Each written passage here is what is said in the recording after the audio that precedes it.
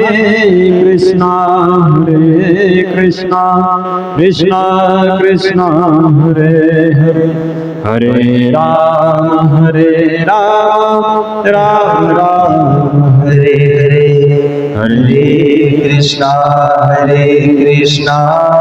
कृष्णा कृष्णा हरे हरे हरे राम राम राम हरे हरे हरे कृष्णा कृष्णा कृष्णा हरे हरे हरे राम राम राम हरे हरे हरे कृष्ण. हरे कृष्ण. तर महाभारताची कथा आपण श्रवण करीत आहे. तर काल आपण प्रसंग पाहिला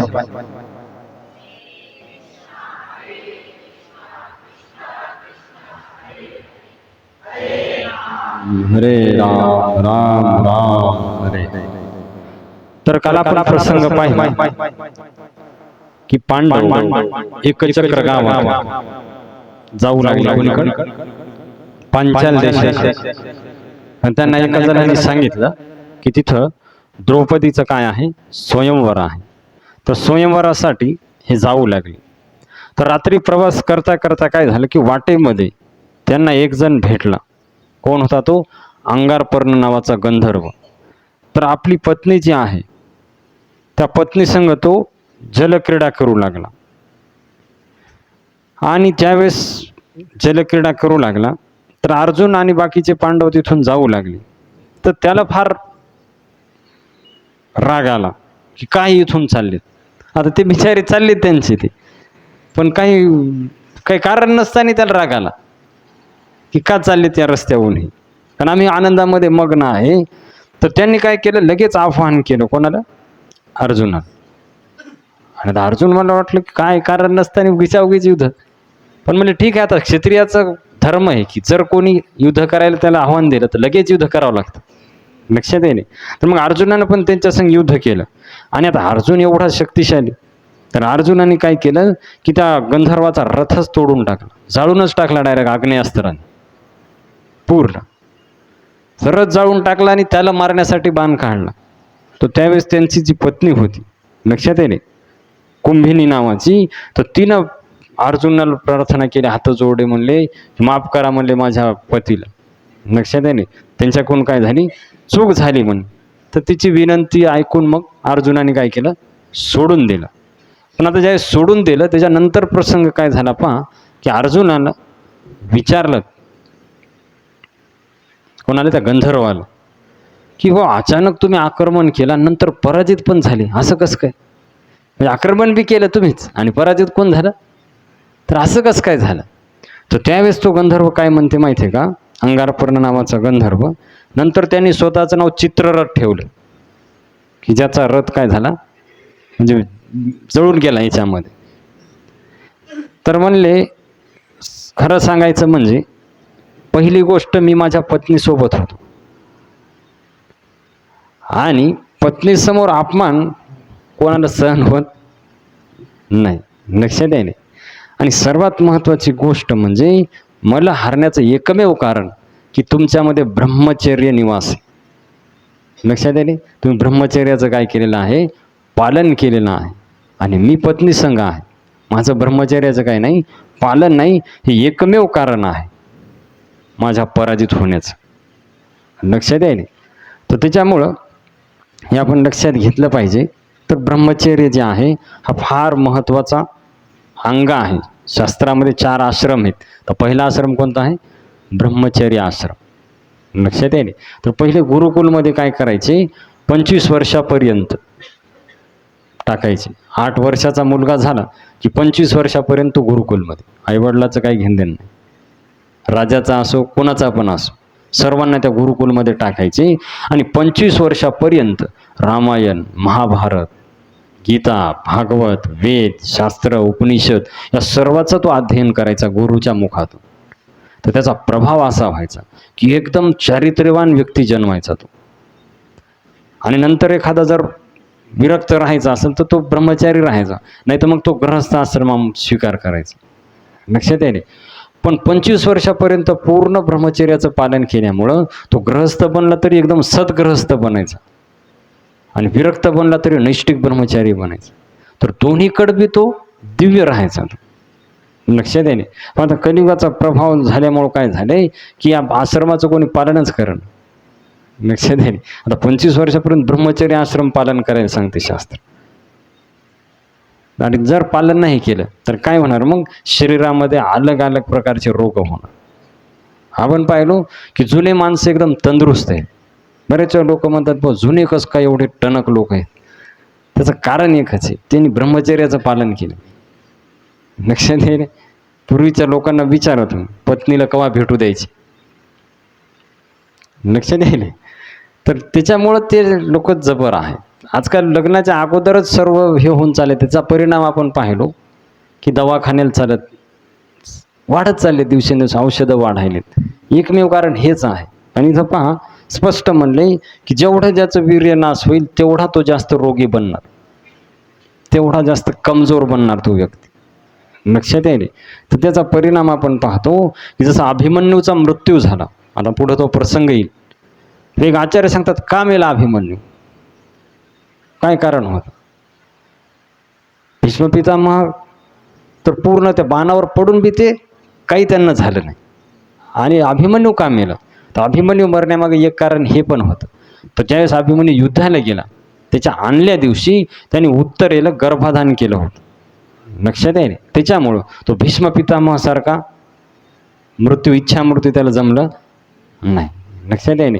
तर ब्रह्मचर्य पालन करणं फार आवश्यक आहे. तर ओजस विवाहाच्या अगोदर ब्रह्मचर्य पालन फार आवश्यक आहे, नाही तर नंतर फार मग रोगी शरीर बनणार, अनेक प्रकारचे रोग येणार, आणि बुद्धी एकदम मंद बनते. त्याचं ब्रह्मचर्य आज पाहतो आपण, लोकांना शास्त्र समजत नाही. गीता काय, भागवत काय, रामायण काय, ते डोक्यातच घुसत नाही. तर डोक्यात घुसायला डोक्यात पावर लागते, आणि पावर येते ब्रह्मचर्यामुळं. लक्षात येईल. त्याच्यामुळं पहिले लोकांना एकदा ऐकलं की लक्षात राहायचं. एकदा श्रुतीधर होते पहिले लोक, जुने लोक पाहते, एकदा सांगायचे. पण आता इतक्या वेळा सांगून बी लक्षात राहील. आता डॉक्टरांनी पिणे ठेवलेत, सांगून बी लक्षात राहील गोळी कोणत्या टायमाला कोणती, त्या गोळीवरच लिहून द्यावं लागायला कोणत्या टायमाला कधी घ्यायची ती गोळी. म्हणजे एवढी बुद्धी काय झाली. त्याचं एकमेव कारण काय आहे, ब्रह्मचर्याचा नाश. 25 वर्षापर्यंत जे ब्रह्मचर्याचं पालन, एकदम ओजस्वी तेज स्वामी विवेकानंदाचं जीवनचरित्र पाहतो. ते पुस्तक वाचायचे, ते एकदा पुस्तक नेलं की एकदा वाचून परत वापस हे करायचे, दुसऱ्या दिवशी आणून द्यायचे. तर ते लायब्ररीवाला कंटाळला त्यांना. ती म्हणे तुम्ही पुस्तक वाचता का नुसते पानं चाळता. कारण ते पुस्तक किती, ते सगळी लायब्ररी त्यांनी वाचली. तर ते लायब्ररीवाला कंटाळला त्यांना. म्हणे तुम्ही नेमकी वाचता पुस्तका नुसते चाळता म्हणले, काय वेळ हे तुमचं आहे. तर त्यांच्या हातात ते पुस्तक होतं. तर म्हणले भाऊ विचार याच्यातलं काय विचारायचं. तर त्यांनी पान काढलं एक, आणि म्हणे या पानावर काय लिहिले. तो अख्खं पान स्वामी विवेकानंदांनी सांगितलं त्यांना, अख्खं पान. जे त्यांनी पान नंबर सांगितला का, त्या नंबरावरचं पूर्ण जशाला तसं एकदा ऐक. स्वामी विवेकानंद कोण होते, नैष्ठिक ब्रह्मचारी. लक्षात यायले. तर हे फार आवश्यक, विवाहाच्या अगोदर ब्रह्मचर्य पालन, नाहीतर मग फार रोग येणार, आणि बुद्धी मंद बनणार, शास्त्र समजणार नाही, भजनामध्ये मन लागणार नाही, चित्त एकाग्र होणार नाही, सगळे नुकसानच आहे. तर हे एक शास्त्र आपल्याला समजून सांगते. तर इथं अंगारपर्ण गंधर्व म्हणते की तुमच्यामध्ये ब्रह्मचर्य विराजमान आहे, त्याच्यामुळे मी पराजित झालो. आणि जेवढी इतिहासामध्ये पहा एकदम बलवान लोक झालेत, ते सगळे त्यांनी काय केले, पालन केले. तेव्हा ते काय झालेत, एवढे बलवान झालेत. तर आजकाल आपण एकदा काय झालं, प्रभुपादजी एवढा प्रचार केला ना, त्या टायमामध्ये मोबाईल नव्हते, काहीच नव्हतं त्या टायमामध्ये, इंटरनेट नाही, काही नाही. पण तरी बी एवढ्या देशामध्ये त्यांनी काय केला, प्रचार केला. तर एक जणांनी प्रश्न विचारला प्रभुपादजीला की बाबा एवढा प्रचार तुम्ही कसं काय करू शकता, एवढ्या देशामध्ये आणि एवढं हे करून एवढ्या लोकांना कसं काय. तर प्रभुपादजी म्हणे मी ब्रह्मचर्याचं पालन करतो, माझ्यामध्ये कामवासना नाही म्हणे, मी पूर्ण. कारण त्यांनी संन्यास घेतला 59 वर्षाच्या नंतर. त्यात ब्रह्मचर्याच्या पालनाचा प्रभाव आहे. म्हणे की मी एकदा सांगितलं की लोक ऐकतात. लक्षात आहे. एकदा सांगितलं की ते प्रभाव पडते त्या व्यक्तीचा, ज्याचं काय आहे पालन आहे. तर त्याच्यामुळं म्हणले की जेवढा आपण याच्यापासून दूर जा. तुकाराम महाराजाचा पण अभंग आहे, खवळलिया काम क्रोधी अंगी भरती आदी व्याधी. जेव्हा काम क्रोध वाढणार तर अंगामध्ये अनेक प्रकारचे काय होणार, रोग होणार. त्याच्यामुळं हे शिक्षण पहिले गुरुकुलमध्ये द्यायचं. आज ब्रह्मचर्य तर काही नावच नाही, शास्त्र आपल्या शाळेत नावच नाही. त्याचा परिणाम आपण पाहिलो की लेकरं वाढच ना जागीच लक्ष द्यायला एकदम लहान लहान होत चाललेत, एकदम हाडकोळे, म्हणजे त्याच्यात काही हेच राहिलं नाही.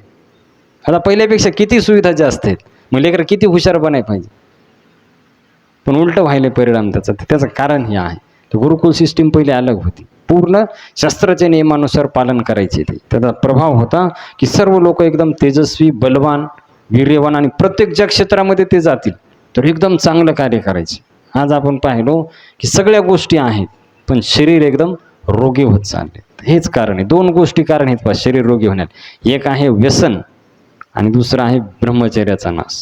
याच्यामुळे शरीर रोगी होत चालले. लक्षात येईल. तर याचं पालन करणं फार आवश्यक आहे. तर हे पालन केव्हा होईल, जेव्हा आपण सत्संग करू, भगवंताच्या नामाचा जप करू, तेव्हा हे पालन होईल. नुसतं म्हणल्यानं ऐकल्यानं होणार नाही. जोपर्यंत नामजप आपण करणार नाही तोपर्यंत चांगले गुण आपल्यामध्ये येणार नाही. लक्षात, भागवतामध्येच एक श्लोक आहे, यशास्ती भक्ती भगवत अकिंचनः सर्वे गुणे तत्र समासते सुरः हराव भक्तश्च कुतो महद गुणा मनोरथे ना सतो धावती बही. की जे लोक भगवंताचं भजन करतील सर्व चांगले गुण त्यांच्यामध्ये आपोआप येतात. लक्षात आले. म्हणून तुकाराम महाराज म्हणतात, काय नव्हे केले एका चिंतिता विठ्ठले. काय होणार नाही विठ्ठलाचं चिंतन जर केलं, सगळं काही होतं. लक्षात येईल. तर त्याच्यामुळं आपण भगवंताचं नाम जप जर केला तर आपोआप आपल्याकडून ब्रह्मचर्याचं पालन पण होईल, व्यसनं पण सुटतील, आपलं जीवन काय होईल, पवित्र होईल, इथं पण आनंदी राहील आणि मृत्यूनंतर भगवंताचं धाम आपल्याला प्राप्त होईल. भजन करणारा दोन्हीकडे बी सुखी आहे बा.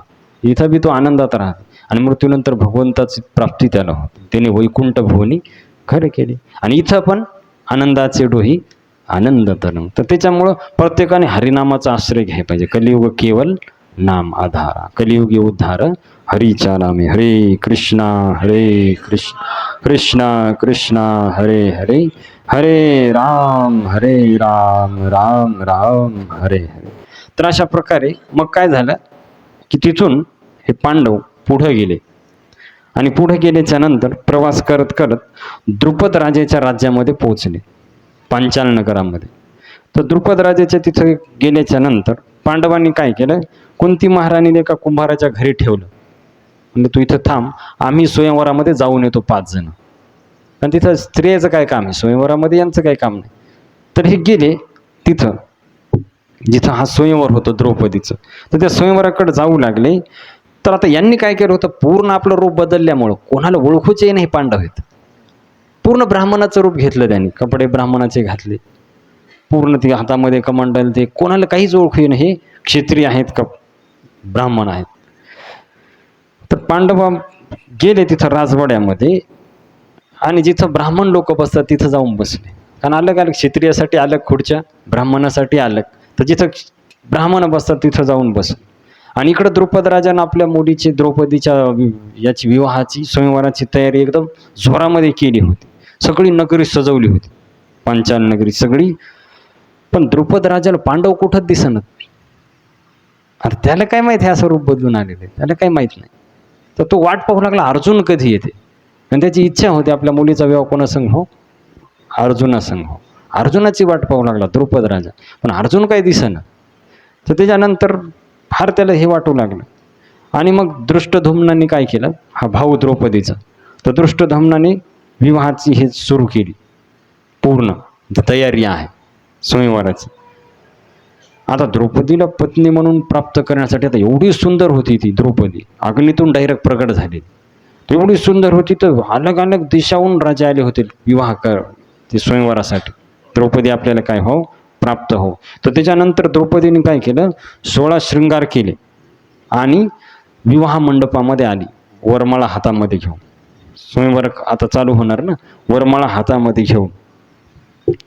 आणि मग काय म्हणला दृष्टद्युम्न, सर्व जेवढे राजा आले होते सर्वांना म्हणला, तुम्ही जेवढे जण आलेत म्हणले सर्व राजाचं मनपूर्वक स्वागत आहे. तसं म्हणतात ना लग्नामध्ये, तर तसंच तर सर्वांचं म्हणले स्वागत आहे या स्वयंवरामध्ये. लक्षात यायले. पण म्हणले माझ्या बहिणीसाठी आता हिरा निवडायचं, एवढ्या लोक आहे तू, एक हिरा आता काय करायचं निवडायचं आहे म्हणले. तर त्याच्यासाठी एक पण ठेवलाय. हिरा आपोआप थोडा कळणार, परीक्षा होणार ना हिऱ्याची. तर म्हणले आता एक पण ठेवलाय म्हणले. तर पण काय आहे की एक मंडपामध्ये धनुष्यबाण ठेवलेलं आहे आणि मंडपाच्या छताला वर एक मासा लटकलेला आहे आणि तो मासा काही थांबलेला नाही, तो गोल फिरायला.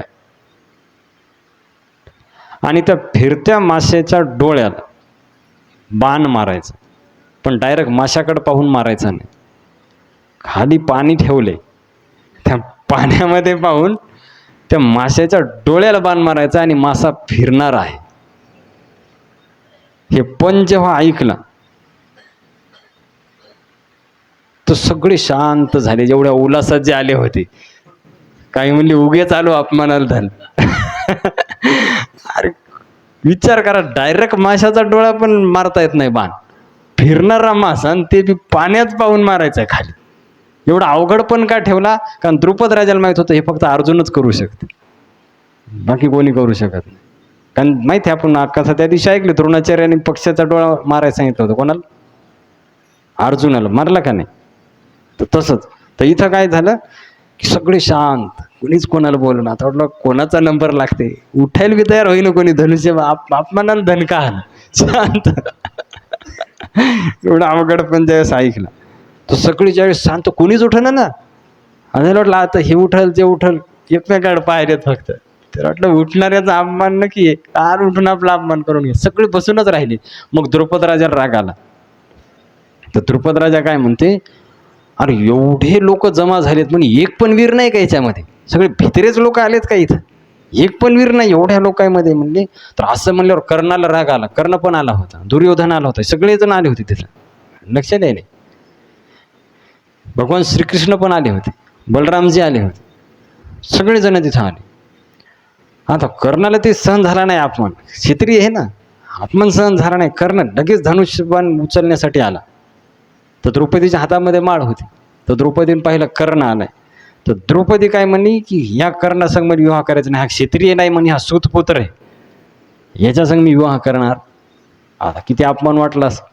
एक तर कोणी उठन आणि इकून तिकून बिचारा उठला, त्याला या द्रौपदीने काय केलं, खाली बसवलं. म्हणे एक सूतपुत्र आहे म्हणे, याच्या संग मी विवाह करणार नाही. एवढा राग आला करणार, पण काय करणार, बसला शांत जाऊन आपल्या आसनावर. आता इकडं कृष्ण बलराम पण आले होते. आता द्रौपदी कृष्णाला भाऊ मानायचं, लक्षात आले. तर श्रीकृष्ण आणि पाहिलं पांडवाकडे एकदा, तर त्यांना काही विचारायची गरज नाही कोणाला. एकदा पाहिलं की ओळखले हे कोण आहेत, पांडव आहेत. लक्षात आहे. तर ज्यावेळेस कर्ण बसला तर भगवान श्रीकृष्णाने अर्जुनाकडे इशारा केला, उठ म्हणे. आता दुसरे हे फक्त कोणीच नाही, नुसते पाहायला आलेत म्हणे, हे काय कोणी माशाचा डोळा तोडू हे करू शकत नाही. तर मग अर्जुन उठला. आता ब्राह्मण वेशामध्ये दाढी अशी वाढलेली, पूर्ण ते हे घेतलेलं जानवं, कपडे ब्राह्मणाचे, जटा अशा. कोणीच ओळखलं नाही अर्जुन आहे म्हणून, पूर्ण रूपच बदलून गेलं. तर ज्यावेळेस आला कोणालाच ओळखता आला नाही. तर सगळेजण पाहू लागले म्हणे, अरे मोठमोठाले राजे शांत बसले, नाही ब्राह्मण काल उठला असं. सगळे म्हणाले या ब्राह्मणाला केव्हा ते बाण मारता येईल म्हणले, यांनी फक्त भिक्षा मागावं म्हणे, यांना कुठं बाण चालवता येते. सर्वजणांना असे वाटू लागले. तर अर्जुन लगेच गेला त्या धनुष्यापाशी आणि सहज एका हाताने धनुष्य उचललं. लक्षात आहे. एका हाताने धनुष्य उचलला आणि त्याच्यानंतर मग पाहिलं, एकदा माशाकडे पाहिलं आणि मग परत खाली पाण्यामध्ये पाहिलं. आता पाण्यामध्ये पाहिलं तर पाणी हलू लागलं. तर ज्यावेळेस पाणी हलू लागलं तर अर्जुनाने कृष्णाकडे पाहिलं आणि हलत्या पाण्यात काय दिसणार आहे, थोडं काहीतरी कर म्हणे, पाणी शांत झालं पाहिजे काचासारखं. हे बाकीच्याला माहीत नाही, हे बाकीच्याला माहीत. कृष्णाकडे पाहिलं अर्जुनानं, म्हणलं एकदा पहा या पाण्याकडे थोडं ध्यान देऊन, हे जरा शांत काचासारखं उभं राहिलं पाहिजे पाणी.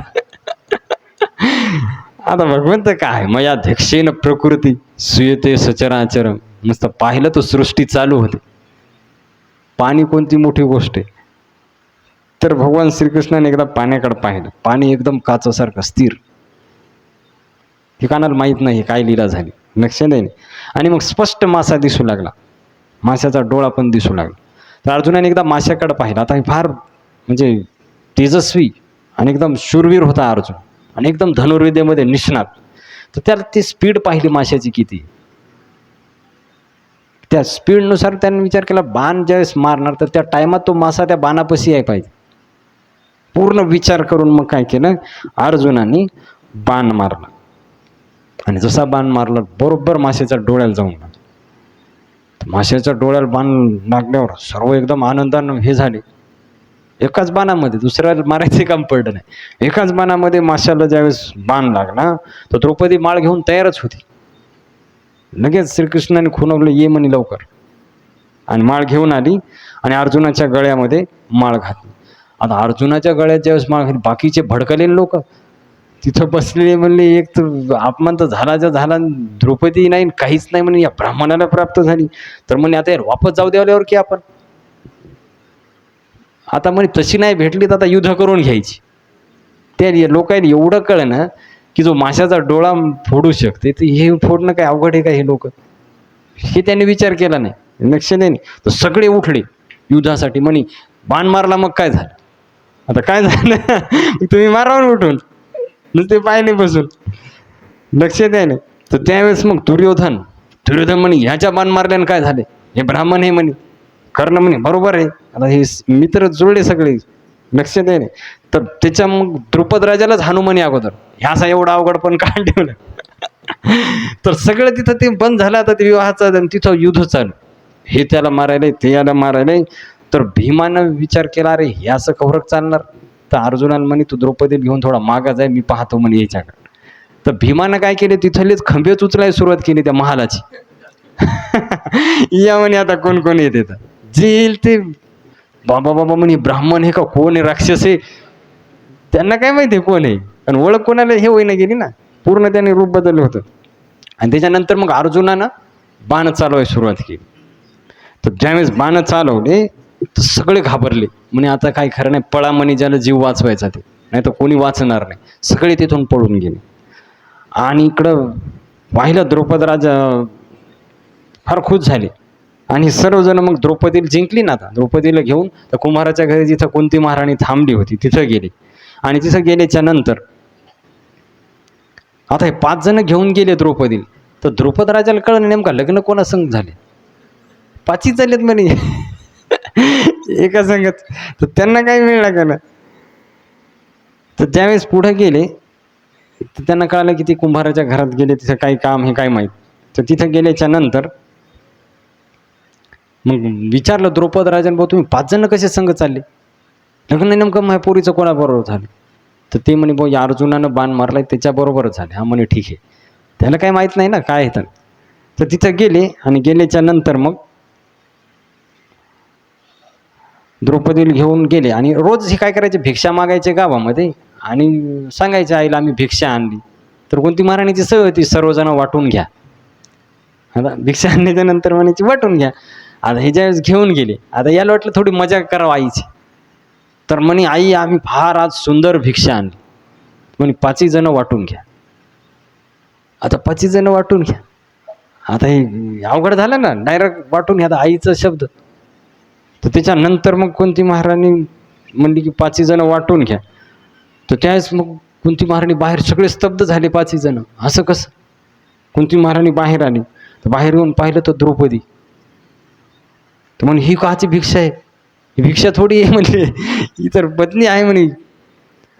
तर त्यावेळेस म्हणले कोणती म्हणे, मी माझे शब्द मागे घेते म्हणली. नाही म्हणे आई, तू जे बोलली आता ते सत्य होणार, लक्षात आहे नाही. तर ती काही हे होणार नाही. तर हे द्रौपद राजा ऐकू लागलास, बाजूलाच होता ना. म्हणून 5 जण आणि 1 पत्नी, हे कसं शक्य आहे म्हणले, हे जमणार नाही म्हणले. असं द्रौपद राजाने सांगितलं, हे जमणार नाही, हे मला मान्य नाही म्हणले, हे लग्न कॅन्सल. तर तेवढ्यामध्ये मग व्यासदेव आले तिथं. तर व्यासदेवाने द्रौपद राजाला समजून सांगितलं की ही द्रौपदी काही या जन्माची नाही म्हणे, ही मागच्या जन्मीची आहे, मेधावी ऋषीची मुलगी. तर तिनं शिवजीला प्रसन्न करून वर मागितला होता, मला 5 पती काय हो प्राप्त. लक्षात आहे नाही. तर त्याच्यामुळं हिनं काय केलंय, हिचीच इच्छा आहे तर तू काही विरोध करू नको, लक्षात आहे नाही, तर तू देऊन टाक म्हणले. तर ज्यावेळेस मग पूर्वजन्माची कथा सांगितली ती विस्तारपूर्वक, तर मग द्रौपद राजाला पटलं. आणि त्याच्यानंतर मग द्रौपद राजांनी काय केलं, पूर्ण विवाहाची तयारी सुरू केली त्या पांचाल नगरामध्ये. आणि मग 5 पांडवाबरोबर विवाह झाला. कोणाचा, तर म्हणजे एकदाच 5 बरोबर झाला नाही. पहिल्यांदा धर्मराजासंग विवाह झाला, नंतर भीमासंग, नंतर अर्जुनासंग, नकुल आणि सहदेव, म्हणजे 5 वेळा विवाह झाला द्रौपदीचा 5 जणांसंग. आणि त्यावेळेस मग काय केलं, या द्रुपद राजा म्हणे आता कुठं भटकता इकडे तिकडे, काही दिवस इथंच राहा पांचाल नगरामध्ये. तर मग पांडव काही दिवस तिथंच राहिले. आता इकडं कौरवाच्या सभेत मीटिंग झाली, शकुनी मामा, दुर्योधन, कर्ण, दुशासन, धृतराष्ट्र. म्हणजे ब्राह्मणानं कसा बाण मारला, कसं शक्य आहे म्हणले, एवढाले मोठमोठाले क्षेत्रीय जे करू शकत नाही ते ब्राह्मणानं कसं केलं. नक्की म्हणले ते कोणीतरी हे असला पाहिजे. पण मीटिंग चालू झाली, लक्षात आहे. आणि मीटिंगमध्ये म्हणू लागले की याचा अर्थ पांडव मेले का नाही, हे फक्त काम अर्जुनच करू शकते म्हणजे, अशी युद्ध दुसऱ्या कोणाला माहीत नाही. मग नक्की तो अर्जुन तर नसेल. मग ते बाकी दुर्योधन म्हणे तिथे एक मोठा ते ब्राह्मण बी होता, ते खंबे उपटू लागला. मग नक्की ते भीम असेल. नक्की ते भीम असेल म्हणले. म्हणजे याचा अर्थ म्हणले पांडव मेले नाही, पांडव का आहेत, जिवंत आहेत म्हणले. आता पूर्ण चेहरेच पडले सगळ्याचे. कौरव अगोदर खुश होते ते की पांडव मेले म्हणून. आणि त्याच्यानंतर मग सर्वांना कळालं की फिक्स झालं, मग पांडवच होते ते, दुसरं कोणी नाही. हे कळलं का. मग म्हणले आता त्यांना तिकडंच मारून टाका, इकडे येऊ देऊ नका म्हणे आपल्या राज्य. पुन्हा प्लॅन सुरू, लक्षात आहे नाही की पांडवांचं. आता त्याच्यातल्या त्याच्यात म्हणजे कृष्णसंग यांचा संबंध जोडलाय. कृष्ण त्यांच्यासोबत राहिलाय म्हणे. आणि कृष्ण माहीत आहे यांना कोण आहेत, चतुरातुसुर म्हणे. कृष्णाने माहिती त्यांना जरासंधाचे काय हाल केलेत बाकी सगळ्या लोकांचे. तर त्याच्यामुळे कृष्ण बी जुटलाय म्हणे त्यांना. तर हे थोडं अवघडच प्रकरण दिसायले म्हणे. लवकरात लवकर आपल्यावर काहीतरी याच्यावर ऑब्जेक्शन घ्यावं लागेल, याच्यावर मुद्द्यावर या. तर भीष्माचार्य आणि द्रोणाचार्य यांनी हे केलं. विदुरजीने बी समजून सांगितलं. म्हणले बा आता पांडव आहेत आलेच तर त्यांना अर्ध राज्य देऊन टाका तुम्ही. अर्धा अर्ध बरोबर आहे ना, कौरवाचा अर्ध. कारण धृतराष्ट्र आणि पांडव महाराज दोघं भाऊ आहेत, दोघांचा अर्धाला. अर्ध कौरवाला द्या आणि अर्ध पांडवाला द्या, सारा भांडण्याचा विषयच मिटला, लक्षात आहे. आणि त्यांनी सांगितलं की तुमचं पांडवाबरोबर तुम्ही जर भांडणं केली तर मृत्यू तुमचा होईल म्हणून. कारण सर्व प्रजा त्यांच्याकडून आहे, कृष्ण त्यांच्याकडून आहेत, तर सर्वजण ध्यानपूर्वक ऐका म्हणून, लक्षात आहे. तर मग कौरवाला वाटलं बरोबर आहे, सगळे लोक त्यांच्याकडून, मग आपण 5-6 जण काय करणार. तर ठीक आहे म्हणले, काय हरकत नाही, त्यांना घेऊन या हस्तिनापुरात. आता हे कुठं राहू लागले, पांचाल नगरामध्ये. तर म्हणले की ठीक आहे त्यांना घेऊन या. मग विदुरजी गेले त्यांना आणण्यासाठी पांचाल नगरामध्ये. तर विदुरजी गेले पांडवापाशी आणि त्यांना सांगितलं असं असं आहे, हस्तिनापुराला तुम्हाला बोलवले धृतराष्ट्रांनी. तर कृष्ण पण आले होते तिथं. कृष्णाने सांगितलं काय हरकत नाही म्हणे, जा बिंधास जा. तर इकडं सूत गोस्वामी नैमिषारण्यामध्ये कथा सांगायलेत. तर मग त्यांनी एक मुहूर्त पाहिला आणि एका मुहूर्तावर हस्तिनापुराला जाण्यासाठी निघले 5 पांडव, कुंती महाराणी आणि द्रौपदी. मग द्रुपद राजाने विचार केला आपली मुलगी आता चालली कायमची. तर द्रुपद राजाने काय केलं, भरपूर सैन्य सोबत दिलं, हत्ती, घोडे, दासी आणि भरपूर संपत्ती पांडवायला दिली जाताना. तरी पहिल्यापासून परंपरा आहे, मुलगी ज्यावेळेस जाते सासऱ्याच्या घरी तर तेव्हा पूर्ण वडील काय करतात, कारण तिचा पण हिस्सा राहते ना, तर तिच्यामुळे तिला काय करतात, संपत्ती देतात. तर हस्तिनापुराला पांडव निघले. तर ज्यावेळेस गावातल्या लोकांना कळलं हस्तिनापूरच्या की पांडव यायले, तर सर्वजण आनंदी झाले. वा, आनंदाची गोष्ट आहे. तो सर्वांनी आपापले फुलं तयार केले आणि वाटेमध्ये असे सर्वत्र फुलं टाकू लागले पांडवाच्या स्वागतासाठी. सर्वांना आनंद झाला.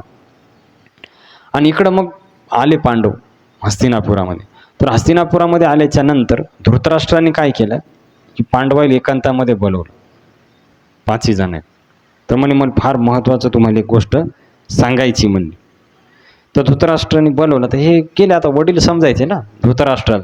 तर धृतराष्ट्रापाशी गेले. तर त्यावेळेस मग काय म्हणते धृतराष्ट्र, की तुम्ही आता भाऊ भाऊच आहेत म्हणले, कौरवन तुम्ही, तर मग उगीच भांडणं का? लक्षात आहे नाही. तर तुम्ही सारखेच मला आणि कौरव पण सारखेच.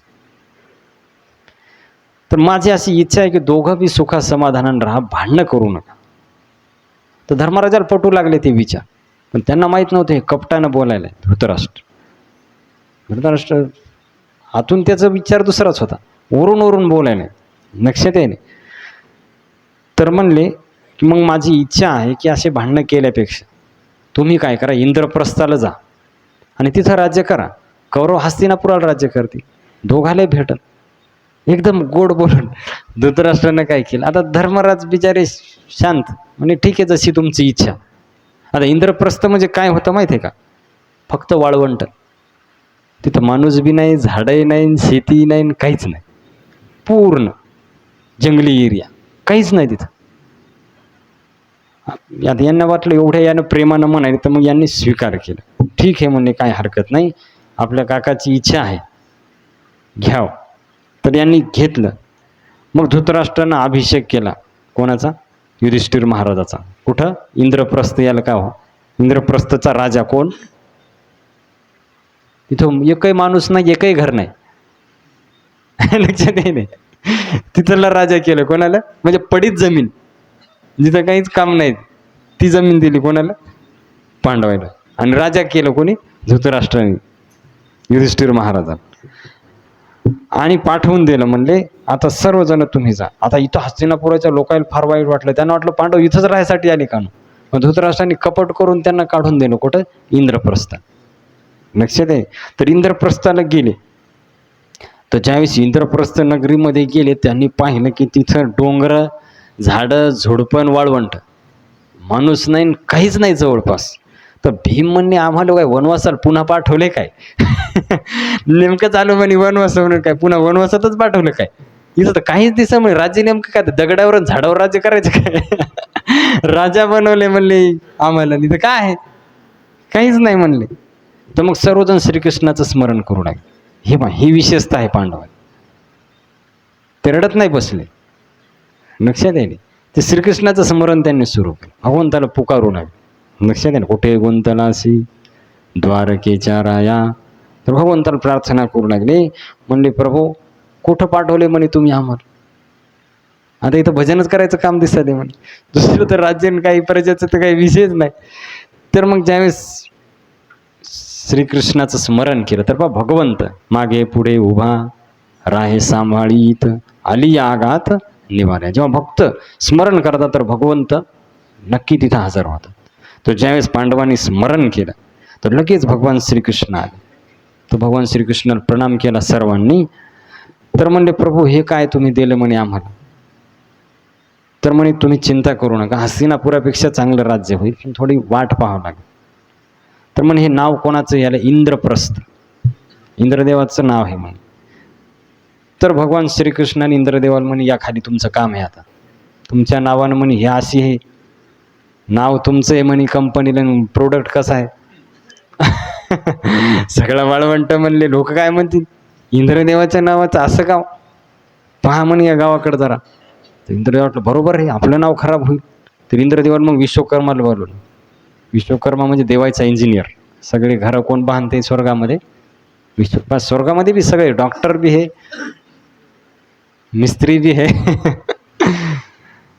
तर विश्वकर्माला बोलवलं आणि म्हणले की याची अमरावती सारखी रचना कर.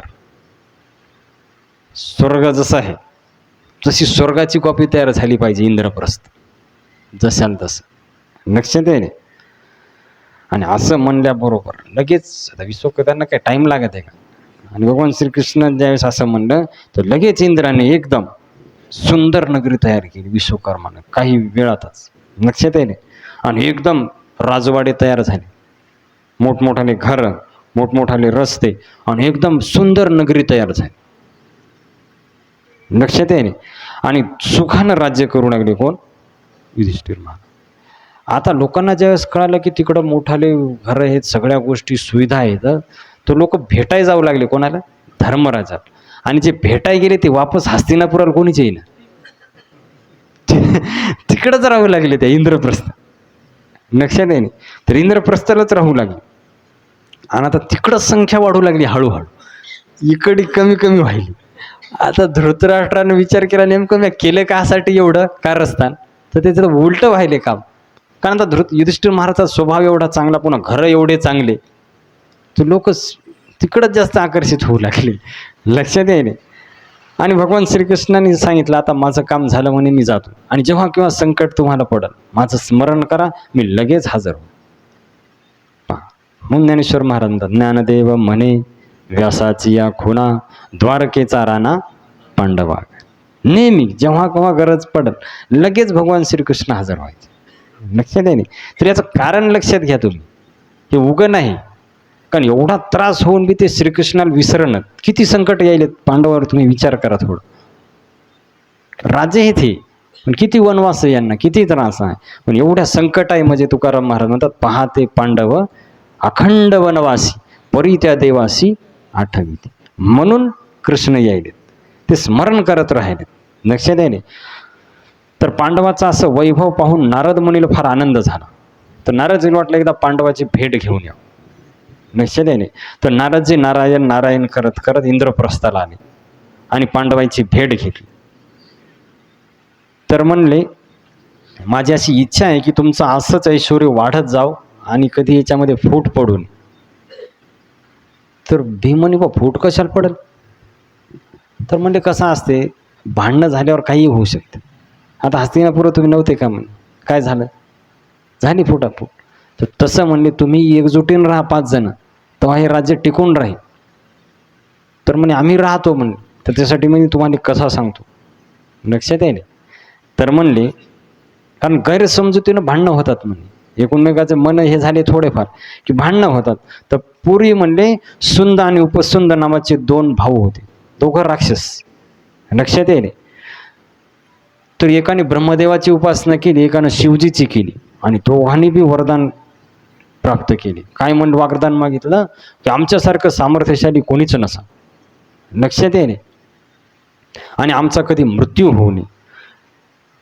तर त्यावेळेस ब्रह्मदेव आणि शिवजी म्हणले, बाबा हे शक्य नाही, हे मृत्यू लोक, हे मरण तर येणारच परत आहे का, कोणी इथं अमर होण्यासाठी आलं, दुसरं काही वरदान मागा. मग म्हणले, आमच्यावर असे एक वरदान द्या आम्हाला की आमचा मृत्यू फक्त आमच्या दोघांचे भांडणं झालेतच व्हावं. कारण त्यांना माहीत होतं आपले तर भांडणं कधी होणं शक्य, एकजुटीनं राहणारे हे पहिल्यापासून भाऊच, तर आपले तर भांडणं कधी होणारच नाही म्हणे, हिच्याबद्दल चिंता करायचं कामच नाही. त्यांनी वरदानच असं मागून घेतलं की म्हणले आमचे भांडणं झालेतच आमचा मृत्यू हो, इरी आमचा मृत्यू होणे असा वरदान. आता हे दोघं कुठं युद्धाला संगच, कोणत्याही कार्यक्रमाला संगच, आणि यांना वरदान प्राप्त, कधी पराजय होणार नाही. तर सगळीकडे हाहाकार सुरू केला यांनी. लक्षात आहे. तर सर्व देव परेशान, राजे परेशान, सगळीकडे हाहाकार. कारण हाराचं मृत्यूच नाही तर कशा हारते. लक्षात आहे. तर उन्मत्त झाले, त्याला कोणी मारू बी शकन. आता विचार केला, आता काय होईल, कसं होईल. सर्व लोक म्हणले, अरे हे एकदम प्रेमानं राहिलेत म्हणे, आणि यांच्यात भांडणं झाल्याशिवाय मरणार नाहीत, तर करावं काय, काय करावं म्हणले. तर मग त्यावेळेस इंद्रदेवाने मीटिंग घेतली. मग म्हणले आता काहीतरी करावं लागते म्हणले. आता इंद्रदेव फार हुशार आहेत, राजा उगेच नाही देवाचे. तर त्यांनी विचार केला की असे नाही भांडणं होणार, याच्यामध्ये एक तिसरा माणूस घालावं लागते मधात, असे उगीच्या उगी दोघं काल भांडणं करते. मग त्यांनी काय केलं, तिलोत्तमा नावाची एक अप्सरा पाठवली खाली. लक्षात आहे. तिलोत्तमा नावाची अप्सरा खाली पाठवली. आणि ज्यावेळेस ती खाली आली, आता ती एवढी सुंदर होती एकदम असे. ज्यावेळेस त्या एका भावाने पाहिलं, सुंदरनं पाहिलं, तर म्हणे पाहिलं का कोण आहे? तुझी वहिनी हे म्हणे. मी तेच सांगायलो तुला, ही तुझी वहिनी हे म्हणे. येडा आहे का तू, लहान आहे, मग ऐक. म्हणजे मी तेच सांगायलो, मी लहान आहे म्हणून सांगायलो नम्रते, तू ऐक. तर असं करता करता दोघांमध्ये शेवटी ती बाजूलाच लक्षात आले, भांडणं झाले आणि दोघं पण मेले. तर ही कथा कोण कोणाला सांगायली? नारदजी पांडवायला सांगायला.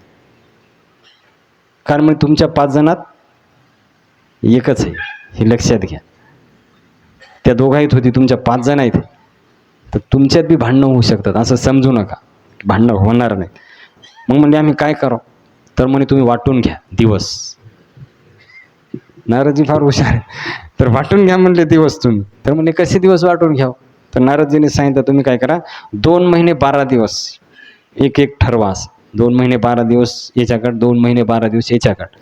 आणि त्या टायमामध्ये जर दुसरा कोणी आला तर त्याला 12 वर्ष वनवास. किती अवघड आहे का नाही? म्हणजे एकाच घरात राहायचं आणि 2 महिने 12 दिवस भेटायचं नाही. तर असं करा म्हणले तुम्ही.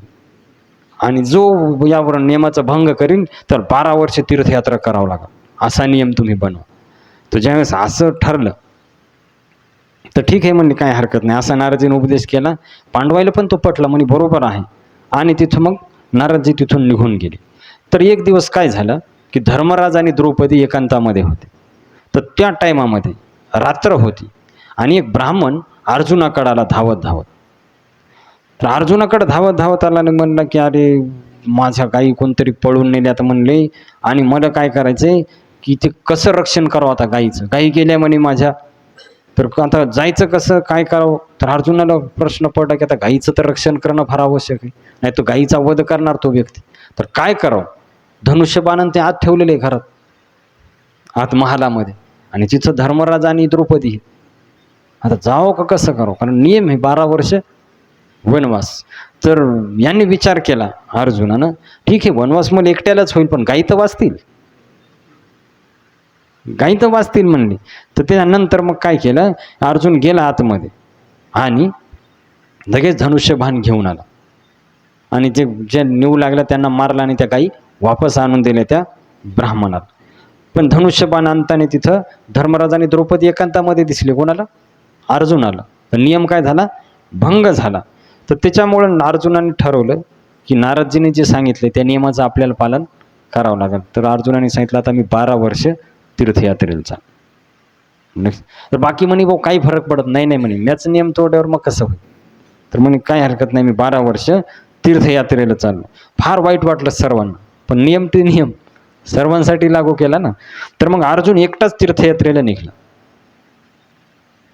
आणि ज्यावेळेस तो गेला तर गंगा नदीच्या काठावर बसला होता. तर तिथं नागकन्या उलुपी आली. लक्षात आहे ना, उलुपी नाव होतं त्या हिचं. हरे कृष्णा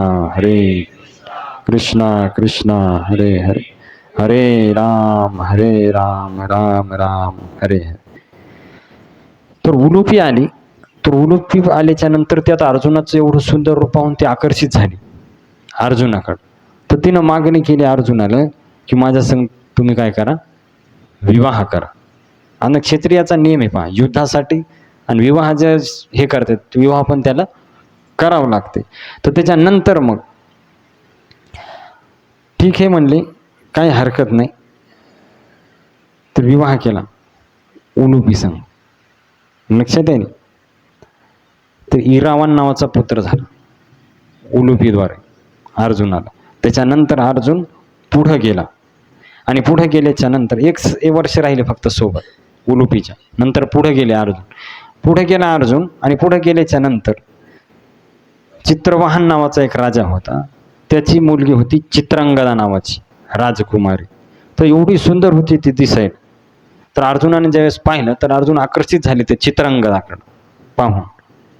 आणि त्याच्यानंतर मग ते तिच्या वडिलापाशी गेले आणि सांगितलं की मी अर्जुन आहे, तर माझी इच्छा आहे की विवाह करावा. लक्षात येणे. तर त्याला फार आनंद झाला, बा अर्जुनासंग आपल्या मुलीचा विवाह होईल. कारण अर्जुन प्रसिद्ध होता ना, विश्वप्रसिद्ध होता त्या टायमामध्ये अर्जुन धनुष्य चालवण्यासाठी. तर फार आनंद झाला त्या राजाला, चित्रवाहन राजाला. तर काही हरकत नाही म्हणले, पण म्हणले एक आठ आहे माझी. म्हणजे वाट काय? कारण मला म्हणे पुत्र नाही एक बी, तर तुला जो पुत्र होईल पहिला तो मला द्यावा लागेल. लक्षात आहे. तर म्हणले ठीक आहे काही हरकत नाही म्हणले. तर त्याच्यानंतर 3 वर्ष राहिले अर्जुन तिथं. तर 3 वर्षामध्ये त्यांना पुत्र झाला. त्याचं नाव ठेवलं बब्रुवाहन. काय नाव ठेवलं? बब्रुवाहन नाव ठेवलं. तो तिथंच राहिला, कारण तसंच वचन होतं त्या राजाचं. तर तिथंच राहिला तो. आणि त्याच्यानंतर मग थोडे पुढं गेला अर्जुन, आणि पुढं 5 माशा म्हणजे हे होत्या मगरी, 5 मगरी होत्या आणि तिथं राहायचं. तर अर्जुन ज्यावेळेस गेला तिथं, तर गेल्याच्या नंतर धनुष्यबाण बाजूला ठेवलं आणि आतमध्ये प्रवेश केला त्या मगरी जिथं होत्या तिथं. तर तिथं गेल्याच्या नंतर त्यांनी काय केलं, त्याच्या तोंडामध्ये हात घातला त्या मगरीच्या आणि बाहेर काढलं. तर जसं बाहेर काढलं त्या मगरीला, तिने मगरीचं रूप टाकून दिलं आणि एक अप्सरेचं रूप धारण केलं त्या मगरीनं. लक्षात येणे. तर अप्सरेचं रूप ज्यावेळेस धारण केलं, तर तिनं सांगितलं तिच्या पूर्वजन्माची कथा. मी कोण होते म्हणले. तर म्हणले एक ब्राह्मण वेदपाठ करत होता म्हणले, आणि आम्ही काय करायचो, त्याला डिस्टर्ब करायचो, तिथं जाऊन गाणे म्हणायचो. आता ते बिचार भजन करायला आणि आम्ही तिथं गाणे म्हणालो, त्याला डिस्टर्ब होऊ लागलं. लक्षात आहे. तर त्याचा प्रभाव असा झाला की त्या ऋषीनं शाप दिला, मगरीसारखं म्हणे खालून ओढायला तुम्ही, तर तुम्ही मगरी होसाल म्हणे 5 जणी. तर आम्ही 5 पण म्हणले मगर झालो. तर आम्हाला फार दुःख झालं, आम्ही त्या ऋषीचे पाय पकडले म्हणणे, तर आम्हाला मुक्त करा म्हणे या शापातून. तर म्हणे तुम्ही असे मुक्त होणार नाही, तुमच्या तोंडात हात घालून जो तुम्हाला बाहेर काढा, तेव्हा तुम्ही या शापातून काय होसाल, मुक्त होसाल. तर असं ज्यावेळेस सांगितलं, तर मग म्हणले तुम्ही मुक्त होसाल. तर मग अर्जुनाने 5ले बी हातान बाहेर काढलं, ज्या 5 मगरी होत्या. तर 5 पण मुक्त झाला. त्यांनी आशीर्वाद दिला, तू सदा विजयी होशील. ते मुक्त झाले ना शापातून, अप्सरा ते.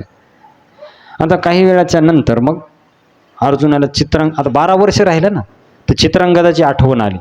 तर वापस आला तो आणि चित्रांगदाच्या तिथं गेला. तर त्या बब्रुवाहनला सर्व विद्या शिकवल्या. बब्रुवाहन जो होता त्याला सर्व विद्या शिकवल्या. आणि मग प्रभास क्षेत्रावर गेला अर्जुन. आणि प्रभास क्षेत्रावर गेल्याच्या नंतर पुढं काय झालं की त्यांना वाटलं आता इकडं जाऊ, आता द्वारकेच्या तिकडं जाऊ. तर मग अर्जुनाने काय केलं की जाऊ लागला वाटेमध्ये. तर वाटेत जाता जाता इकडं त्यांनी वाटलं की रामेश्वरची यात्रा करून जाऊ. सगळीकडे फिरला ना त्यावेळेस, काहीच त्यांना. तर तिकडे गेले, तर वाटेमध्ये पाहिलं त्यांनी, तर त्यांना राम सेतू दिसला. आणि जाता जाता इथं काम्यवनामध्ये बी अर्जुन गेला होता. आता काम्यवन जे आपण वृंदावनला गेले त्यांनी पाहिलं असेल, तर काम्यवनामध्ये कामेश्वर महादेव आहे. तर ती जागा आहे जिथं कामदेवाला जाळून भस्म केलं होतं कोणी, शिवजीनं समाधी लावली होती. तर अर्जुन तिथं पण गेला आणि कामेश्वर महादेवाचं दर्शन पण घेतलं. लक्षात आहे. आणि तिथून मग वेश पालटला आणि पुढं शिवजी परीक्षा घेतली अर्जुनाची. आपल्याला कथा माहिती आहे, एक डुक्कराच्या रूपामध्ये एक खेळाला होता. लक्षात आहे. तर अर्जुनाला त्या हे केलं, डुक्कर ज्यावेळेस अंगावर येऊ लागलं तर अर्जुनाने बाण मारला. आणि ज्यावेळेस बाण मारला तर त्याच टायमामध्ये शिवजीने एका पारध्याच्या रूपामध्ये येऊन बाण मारला. तर दोघांचे बाण एकालाच लागले. तर तेथे गेल्याच्या नंतर ते म्हणे माझी शिकार आहे. आता परीक्षा घ्यायसाठी आली होती शिवजी. कोणाची?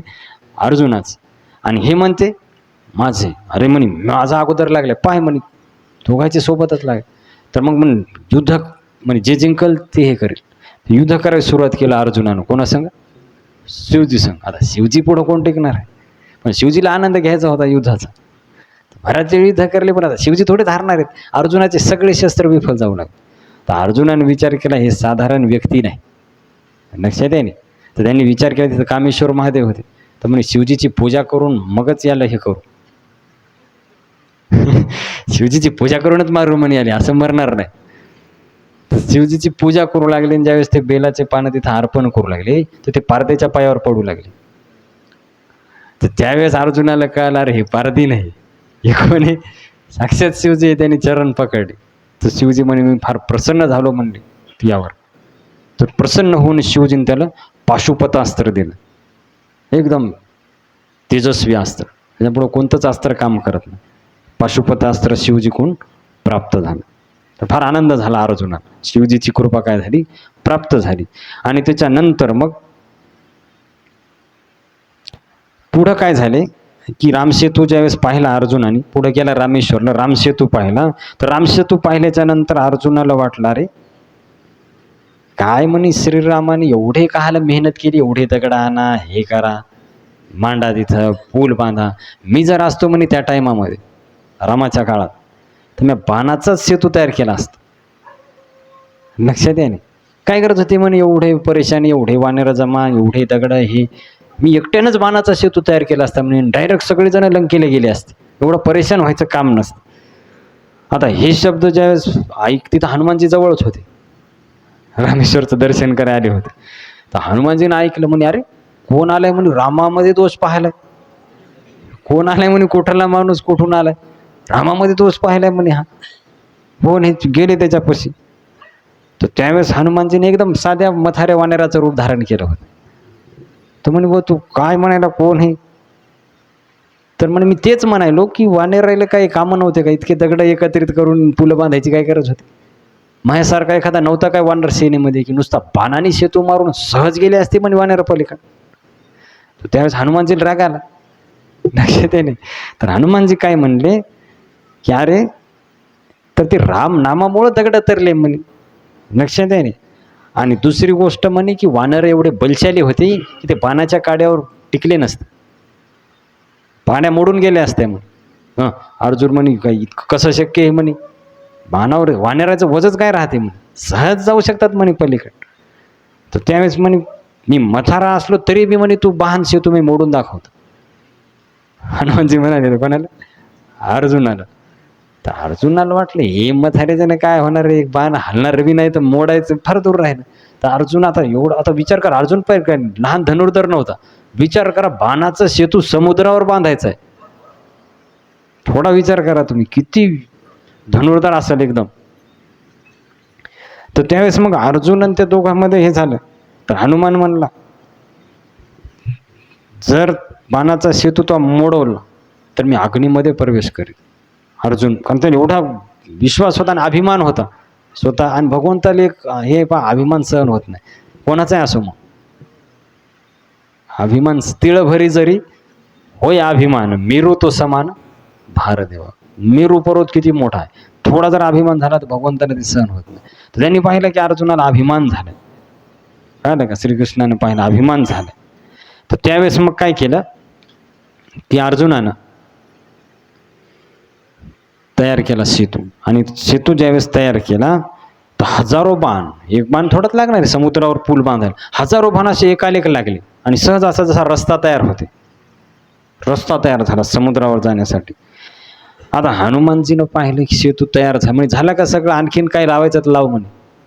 नाही म्हणे, रेडी झालाय आता. तर हनुमानजीनं जय श्रीराम म्हणलं, एक उडी मारली. तर सगळे बाणं मधात, हनुमानजी पण डुबकी खाल्ली आतमध्ये, सेतू तर गेला मधात. तर खाली डुबकी खाऊन पुन्हा वर आली. म्हणे काय झालं, कुठे सेतू? म्हणे माझ्यासारखा मथारं वानेर टेकणं म्हणे त्या सेतूवर, तर असे 18 पद्म वानेर होणे तेवढे कोण टेकायचे त्या बाणावर. आता अर्जुनाने मानच खाली घातली, काहीच म्हणता येणार ना. आता काय म्हणणार, पेटव म्हणे लवकर अग्नी. आता अग्नीमध्ये जायचंय म्हणले तुला, अग्नी पेटव म्हणले लवकर. आता फार दुःख झालं अर्जुनाला. लगेच अग्नी बाणाने तिथं अग्नी तयार केला, अग्नीमध्ये जाऊ लागले. पण मागे पुढे उभा राहे सांभाळीत, आली या आगात निवार. हे खोटं नाही, लक्षात यायला. जे भजन करत आहे त्याचं रक्षण भगवंत 100% करत. पण भजन तसं पाहिजे त्या कोटीचं. अर्जुनाचं काय रक्षण करायचे, पांडवाचं काय रक्षण करायचे, की त्यांच्या झोपेमध्ये हरिनाम चालायचं. कोणाच्या? आता आपल्या हरिनामात झोप येते. आपली परिस्थिती अशी आहे की आपल्या जपात झोप येते आणि त्यांच्या झोपेत जप होते. म्हणून आपल्या इकडे येत नाही देव. लक्षात आहे ना, दुसरं काही फरक नाही. हेच फरक आहे, दुसरं काय. प्रसंग आहे महाभारतामध्ये की अर्जुन एकदा गाढ झोपला होता आणि त्याच्या रोमारोमातून कृष्ण कृष्ण कृष्ण कृष्ण आवाज येऊ लागला. झोपल्यावर पूर्ण गाढ झोपेत, सुसुप्त अवस्था, रात्री 12 वाजता पूर्ण रोमारोमातून आवाज आलाय कृष्ण कृष्ण. विचार करा तुम्ही. मग उगेच भगवंत मागं पुढं राहतात का कोणाच्या? जेने नाम धरिले कंठी, धावे त्याच्या कोणाच्याही नाही. लक्षात घ्या. 8 हे अगोदर, अनन्यास चिंतयंतो माम मग योगक्षेम वहाम्यहम. जो माझं अनन्य चिंतन करील त्याचं मी रक्षण करीन. लक्षात यायले ना. तर भगवान श्रीकृष्ण प्रकट झाले तिथं आणि म्हणे काय चाललंय, काय अर्जुनाला म्हणे काय चाललंय उद्योग. तर म्हणे असं असं झालं प्रभू. हनुमानजी म्हणे त्याची चूक मी काय करू, असंच आहे म्हणले. तर अग्नीमध्ये म्हणे बा पूल तयार केला ठीक आहे, मला तर काही दिसेना तिथं. आणि मोरडा त्याला साक्षीदार कोण, चतुरात शिरोमणी. एक तर पूल केलेला आहे मी पाहिला नाही, मोठ्यालाही पाहिला नाही, मग अग्नीत जायचा उद्देश काय, कोणतरी साक्षीदार लागेल ना याला. आता तू खोटं बोलायला का हे खोटं बोलायला कसं समजा. दोघांकडे पाहून म्हणालेत कृष्ण. आता अर्जुनाला वाटलं वाचतो का मी. ठीक आहे म्हणले. तर माझं आता एरी तर मोडा म्हणले, दुसऱ्या वेळेस काय मोडणार नाही का. हा म्हणे मोड न मोड आहे. हनुमानजी म्हणे न मोड आहे काय झालं, एकदा मोड्यावर दुसऱ्या वेळेस मोड. मग आता तयार करा, काय वेळ लागायला. अर्जुन पूल तयार करायला लागलाय. लगेच करतो म्हणे प्रभू. पूल लगेच तयार केला दुसऱ्या वेळेस. आणि दुसऱ्या वेळेस डबल पूल तयार केला, 2 बाणायचा एका खाली एक. मोरडा नाही पाहिजे, एकदम जबर पूल तयार केला. आणि त्याच्यानंतर सांगितलं तिथं जे हनुमानजी होते, तर म्हणे मारा आता उडी. तर श्रीकृष्णानं पाहिलं आता मुडी मारल्यावर हे खालीच जाणार आहे. तर श्रीकृष्णानं हळून आपलं सुदर्शन चक्र खाली लावलं पुलाच्या. सुदर्शन चक्र काय केलं, खाली लावलं पुलाच्या. आता हनुमानजीनं उडी मारली, आता सुदर्शन चक्रावर कोणतं अस्त्र चालणार. तर सहज हनुमानजी वर फुटबॉल सारखे वर आले त्या पुलाच्या. असं ते कसं ते खेळतात ना लेकर त्या जत्रेमध्ये, उडी मारली की ते जास्त वर येते. तर तसं हनुमानजी रिटर्न आली वर. त्यांना वाटलं असं कसं काय शक्य. परत हनुमानजीने 1-2 उड्या मारल्या, तसंच व्हायले. आता ते सुदर्शन चक्र खालून फिरू लागलं. हनुमानजी जिथं उडी मारल तिथं ते खालून यायचं. तर भरपूर प्रयत्न केले पण पूल काय तुटला नाही. तर हनुमानजीला वाटलं मी हरलो म्हणे आता. मग म्हणे आता काय करायचं. म्हणे आता तुम्हीच सांगा प्रभू, तुम्हीच आता साक्षीदार आहे. म्हणजे एक काम करा, आता पुढं मोठं युद्ध होणार, सगळं माहिती आहे श्रीकृष्णाला. पुढं मोठं युद्ध होणार आहे म्हणे महाभारताचं. तर त्याच्यामध्ये तू एक काम कर, फक्त याच्या रथावर राह. कोणाच्या, अर्जुनाच्या. एवढंच काम कर म्हणे तू, दुसरं काही करायचं नाही. म्हणून ज्ञानेश्वर महाराज म्हणतात, ध्वजस्तंभावरी वानरू तो मूर्तिमंत शंकरू. कळलं का, की जे अर्जुनाच्या रथावर वानर होते ते कोण होते, साक्षात शिवजी, हनुमानजी. तेच अंजनीच्या तपासाठी महारुद्र आले. शिवजीच आहे, हनुमानजी शिवजीच आहेत. लक्षात यायले. तर अशा प्रकारे मग हनुमानजीला रथावर थांबायला भगवंतांनी हे केलं. आणि आपण पाहतो महाभारत युद्धामध्ये एवढे अस्त्र टाकले पण अर्जुनाच्या रथाला काही झालं नाही. हेच कारण होतं. आणि हनुमानजी होते आणि श्रीकृष्ण होते, त्याच्यामुळं काही झालं नाही. जेव्हा युद्ध संपलं, तो महाभारताचा प्रसंग वाचा, तर जेव्हा युद्ध संपलं तर अर्जुनाला श्रीकृष्ण म्हणतात उतर रथाच्या खाली. तर म्हणे असं काहून प्रभू उलट, रोज तुम्ही अगोदर उतरता आणि मला हाताला धरून उतरवता. म्हणजे रोजची गोष्ट वेगळी आहे, आजची वेगळी आहे. म्हणजे असं कसं काय. नाही नाही म्हणे मी नाही उतरत, तुम्हीच उतरा. तर भगवान श्रीकृष्णाने उचललं अर्जुनाला, फेकलं पुढं, उतर म्हणे लवकर. आणि मग कृष्ण हळूच उतरले. तर कृष्ण उतरल्याबरोबर लगेच रथ पेटला, गाडी पण काही शिल्लक राहिलं नाही, पूर्ण राख. हे पाय म्हणते. तर पुढं काय साधे लोक होते काय म्हणे, द्रोणाचार्य, भीष्म पितामह, कर्ण, एकापेक्षा एक महावीर होते म्हणे. मी माझ्या शक्तीने ते अस्त्र रोखून धरले होते म्हणून त्या रथाला काही झालं नाही. लक्षात यायले. त्याच्यामुळंच हे लक्षात घ्या, भगवंताने रक्षण केलं म्हणून पांडव जिंकले. नाही तर पांडवाला एरीच हरवू शकत होते कौरव, एवढे बलवान लोक होते. पण भगवंत ज्याचं रक्षण करतात त्याला कोणीच हे करू शकत नाही. म्हणून म्हणले, जाको राखे साईया मार सके ना कोई, बालन बाका कर सके जो जग बैरी होय. तर ज्याचं रक्षण श्रीकृष्ण करतात त्याला कोणीच मारू शकत नाही, कोणीच. प्रल्हादाचं उदाहरण घ्या तुम्ही, विचार करा, एवढा प्रयत्न केले मारण्याचे, काय झालं, काहीच झालं नाही. आणि हिरण्यकशिपूला किती वरदानं दिले होते ब्रह्मदेवाने. हे दिवसा नाही, रात्री नाही, आत नाही, बाहेर नाही, खाली नाही, वर नाही, शस्त्रांना नाही, अस्त्रांना नाही, माणसाकडून नाही, प्राण्याकडून नाही, सगळे वरदान प्राप्त असून बी जेव्हा भगवान विष्णूने ठरवलं मारायचं कोणाला, हिरण्यकशिपूला, तर ब्रह्मदेवाचे वरदान काम केले का, सगळे वरदान फेल केले भगवंत. लक्षात आहे. तर त्याच्यामुळे या भगवंताचा आश्रय घ्यायला पाहिजे, या भगवंताचं स्मरण करायला. लक्षात आहे. म्हणून सांगतात भगवंत शेवटी भगवद्गीतेच्या, सर्व धर्मान परित्यज्य मामेकम शरणं व्रज अहम त्वाम सर्व पापेभ्यो मोक्षयिष्यामि मा शुचा. की सर्व सोड आणि मला शरण ये, माझं भजन कर, माझा आश्रय घे, मी तुझं रक्षण करेन, तू चिंता करू नको. लक्षात आहे. त्याच्यामुळं आपण पण आश्रय घ्यायला पाहिजे. आणि कलियुगामध्ये सोपा उपाय, आपण जर भगवंताचं नाम घेतलं म्हणजे भगवंताचा आपण आश्रयच घेतला. लक्षात आहे. आणि जे हरिनाम घेईल, भगवंताचा आश्रय घेईल, निश्चित भगवंत त्याचं काय करतील, रक्षण करतील. हरे कृष्णा कृष्णा कृष्णा हरे हरे, हरे राम राम राम हरे हरे. श्रीकृष्णचंद्र भगवान की, प्रभु रामचंद्र भगवान की, पवनपुत्र हनुमान की, उमापति महादेव की, श्री वृंदावन धाम की, श्री विठ्ठल रुक्मिणी भगवान की, महाभारत कथा की, श्रील प्रभुपाद की, निताई गौर प्रेमानंदे.